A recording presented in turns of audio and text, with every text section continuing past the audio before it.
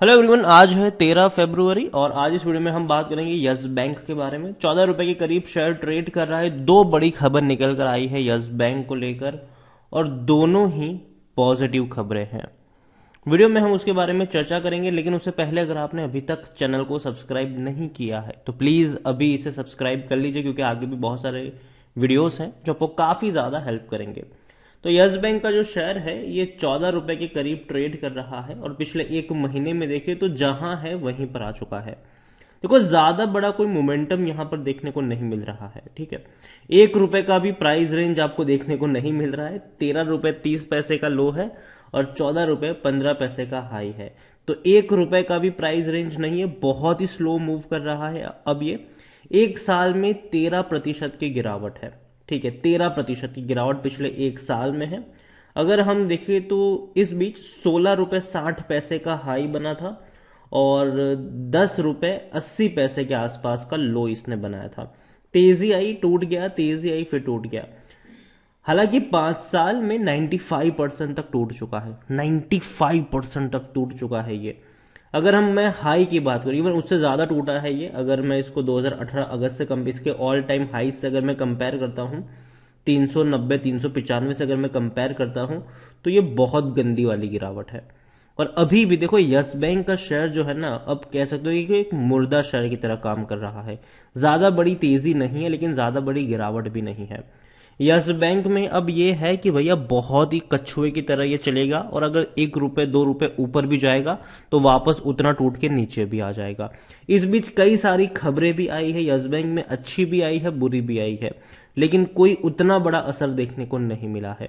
अभी हाल फिलहाल में एक बड़ी खबर निकल कर आई कि yes bank seek redemption of tyre 2 bonds worth 1763 crore. तो देखो भैया, यस बैंक की अगर हम बात करें तो भैया प्लान कर रहे हैं और हालांकि अप्रूवल भी मिल चुका है इस बॉन्ड के लिए।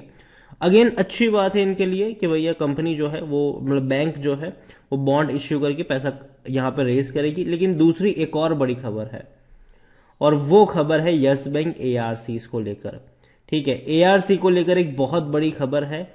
हालांकि देखो, हम सब जानते हैं कि यस बैंक की बर्बादी का जो कारण रहा है वो यही है कि खराब लोन, ऐसे लोन बांटे गए जो कभी रिकवर नहीं हो पाए।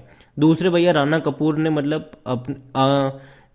आप कह सकते हो कि काफी ज्यादा घोटाले भी यहाँ पर किए, जिसे केसेस भी अभी चल रहे हैं इनके ऊपर और पैसों का काफी ज्यादा डाइवर्जन भी यहाँ पर किया गया। लेकिन अब जो मेन मुद्दा है अभी हम उसी के बारे में बात करेंगे। तो 55,000 करोड़ से भी ज्यादा के खराब लोन है, ऐसे लोन जो बांटे हैं लेकिन रिकवर नहीं हो पा रहे हैं। ठीक है, तो यस बैंक क्या कर रहा है कि भैया असेट्स रीस्ट्रक्चर कंपनी यहां पर बनाने की कोशिश कर रहा है। और यहां पर होता क्या है कि ये जो खराब लोन है 55,000 करोड़ के, यस बैंक सीधा सीधा ट्रांसफर कर देगी किसी एक ग्रुप को। ठीक है, अब यहां पर ये होता है कि वो इनको कट करके पैसा दे देते। अब मान लो कि 8,000 करोड़ या 10,000 करोड़ रुपए यस बैंक को मिल गए इसके जरिए, जो कि अच्छा होगा, क्योंकि अगर हम देखें तो ये ऐसे लोन है जो कभी रिकवर होने वाले हैं ही नहीं। अब ये है कि यस बैंक के बदले जिसने पैसा यस बैंक को दिया वो करेगी उन लोगों से रिकवरी। अब जितना रिकवर कर पाए वो पैसा उनका। तो उम्मीद है कि एटलीस्ट इस खराब लोन के बदले भी यस बैंक को 8 से 10,000 करोड़ रुपए मिल सकते हैं और देखते हैं कि क्या होगा आने वाले समय में। लेकिन फिर भी खराब लोन तो है ही और उसको हम एज जस्ट मतलब उतना ज़्यादा ग्लोरीफाई नहीं कर सकते। बहुत ही खराब लोन है ये, जो रिकवर करना मुश्किल है। तो लॉस तो बैंक का है ही, लेकिन बैंक ने ये लॉस ऑलरेडी दिखा दिया है। ठीक है, अपनी बैलेंस शीट में कि ये भैया ये खराब लोन है और पिछले कुछ क्वार्टर्स में ऑलरेडी ये सारे लॉसेस हम देख चुके हैं। यस बैंक के बारे में अगर हम देखें तो लार्ज कैप शेयर है, 34,000 करोड़ से भी ज़्यादा का इसका मार्केट कैप है। वॉल्यूम्स इसके देखा जाए तो भैया काफ़ी हाई वॉल्यूम्स है, 10.5 करोड़ से भी ज्यादा के इसके वॉल्यूम्स हैं। बड़ी क्वांटिटी में शेयर अभी इसके ट्रेड हो रहे हैं।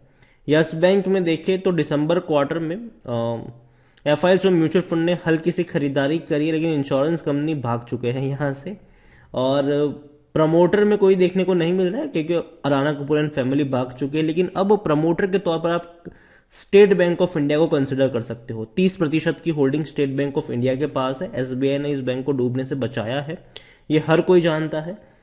16% लोग according to Moneycontrol user बेचने की बात कर रहे हैं, बाकी हर कोई कह रहा है खरीदारी करो या खरीदारी करिए तो बने रहो। देखो, यस बैंक के रेवेन्यू लगातार टूट रहे हैं और ये और टूटेंगे। ठीक है, 20,000 करोड़ है, लेकिन अब थोड़े से और कम नजर आ सकते हैं आपको आने वाले कुछ क्वार्टर्स में, क्योंकि अगर हम देखें तो यस बैंक ने दिसंबर क्वार्टर में 4,900 करोड़ के आसपास का रेवेन्यू कमाया था, उससे पहले 4,650 करोड़ के आसपास का था, तो कम है, ठीक है। इवन 5,000 की एवरेज चाहिए अगर वो 20,000 करोड़ तक पहुंचना चाहते हो। मतलब मेरे हिसाब से 19,000 से मतलब 18,000 करोड़ से 19,000 करोड़ के आसपास का जो रेवेन्यू है वो शायद यस बैंक आपको दिखा सकता है फाइनेंशियल ईयर 2022 में। लेकिन एक अच्छी बात ये होगी कि 2022 फाइनेंशियल ईयर में यस बैंक एक बड़ा प्रॉफिट दिखाने वाला है, क्योंकि अगर हम देखें तो दिसंबर क्वार्टर में 265 करोड़ से भी ज्यादा का प्रॉफिट हुआ था इनको। इससे पहले 225 करोड़ का प्रॉफिट था सितंबर में, इससे पहले 200 करोड़ के आसपास का प्रॉफिट था। मतलब 3 क्वार्टर में ऑलरेडी 700 करोड़ के आसपास का जो प्रॉफिट है वो इन्होंने कमा लिया है। एक क्वार्टर बचा है, अगर 200-250 करोड़ का भी होगा तो 950 करोड़ से लेकर 1,000 करोड़ का प्रॉफिट यस बैंक दिखाएगा 2022 फाइनेंशियल ईयर में, जो कि अगेन बहुत अच्छी बात होगी इनके लिए। लेकिन जो सबसे बड़ी दिक्कत यस बैंक की, देखो प्रॉफिट तो कमा रहे हैं, ठीक है, लेकिन दिक्कत यह है कि यस बैंक ने अपनी कई ज्यादा इक्विटी जो है वो मार्केट में फ्लोट कर दी है। क्योंकि अगर हम देखें तो देखो, जब यस बैंक क्राइसिस आया था तो बैंक ने 10-10 रुपए की कीमत पर कई सारे बैंक ने शेयर्स खरीदे थे, मतलब डाइल्यूजन हुआ था इक्विटी का, ठीक है। उसके अलावा जब इन्होंने दूसरी फंड रेजिंग करी थी पब्लिक के थ्रू, एफपीओ के थ्रू, तब इन्होंने 12 से 13 रुपए की कीमत पर शेयर दिए थे सबको, ठीक है, और 15,000 करोड़ की फंड रेजिंग करी थी। तो अगेन डाइल्यूजन किया इन्होंने, तो जो वैल्यू है शेयर्स की वो काफी हद तक कम हो गई। और यही वजह है कि यस बैंक ने पिछले 3 क्वार्टर में 200-200 करोड़ से भी ज्यादा का हर क्वार्टर में प्रॉफिट किया है, लेकिन फिर भी शेयर प्राइस पर कोई उतना बड़ा अच्छा पॉजिटिव इंपैक्ट नहीं देखने को मिल रहा है। उसकी सीधी वजह यह है कि इक्विटी का बहुत ज्यादा डाइल्यूजन हो चुका है यहां पर। अब बैंक को और पैसा कमाना पड़ेगा, ज्यादा पैसा कमाना पड़ेगा यहां पर। देखो यस बैंक मेरे हिसाब से अभी भी कुछ हफ्ते, कुछ महीनों के लिए 13 से 15 रुपए की रेंज में घूमता रहेगा ये, ठीक है। पेशेंस होना जरूरी है। देखो काफी लोग फ्रस्ट्रेट हो जाएंगे यहां पर, अगेन मैं कह रहा हूं काफी लोग फ्रस्ट्रेट हो जाएंगे कि यार ये तो बढ़ ही नहीं रहा है, बढ़ ही नहीं रहा है, बढ़ ही नहीं, क्योंकि देखो लोगों को अपना इंस्टेंट पैसा देखने की आदत हो चुकी है कि एक महीने में अब मुझे 5-10% का रिटर्न चाहिए, ये वाली लोगों की आदत हो चुकी है। तो पहली चीज कि जिनको इंस्टेंट पैसा चाहिए उनके लिए ये यस बैंक का शेयर ट्रेडिंग करने लायक तो बिल्कुल भी नहीं है। दूसरी बात, अगर आप लॉन्ग टर्म के लिए भी यहां पर पैसा लगाने को तैयार हो तो 14 रुपए बाइंग लेवल नहीं होना चाहिए। मैं कहूंगा कि 12 रुपए के आसपास अगर आपको यस बैंक का शेयर मिलता है तो एक बार के लिए उस लेवल पर आप खरीदारी करने की कोशिश कर सकते हो। 14 रुपए मेरे हिसाब से प्रॉफिट बुकिंग के लेवल रहे हैं हर बार, 14-15 रुपए का लेवल, तो वहां पर तो कभी भी बाई नहीं करना चाहिए। लेकिन 12 रुपए, 12.5 रुपए के आसपास अगर मिलता है तो खरीदारी के एक अच्छे मौके उस लेवल पर आपको देखने को मिल सकते हैं। यस बैंक अगेन बड़ा लंबा वक्त गुजरने वाला है इस रेंज में, तो पेशेंस होना जरूरी है। पेशेंस नहीं है, 1-2 महीने के लिए आए हो तो मत आओ, कम से कम 2-3 साल का पर्सपेक्टिव यहां पे चाहिए होगा। तो वीडियो को यहीं पे एंड करूंगा। पसंद आया हो तो लाइक करो, शेयर करो, चैनल पर अगर पहली बार आए तो प्लीज सब्सक्राइब करो। यस बैंक के बारे में आप क्या सोचते हैं वो भी आप मुझे कमेंट में लिखकर बता सकते हैं। Thank you.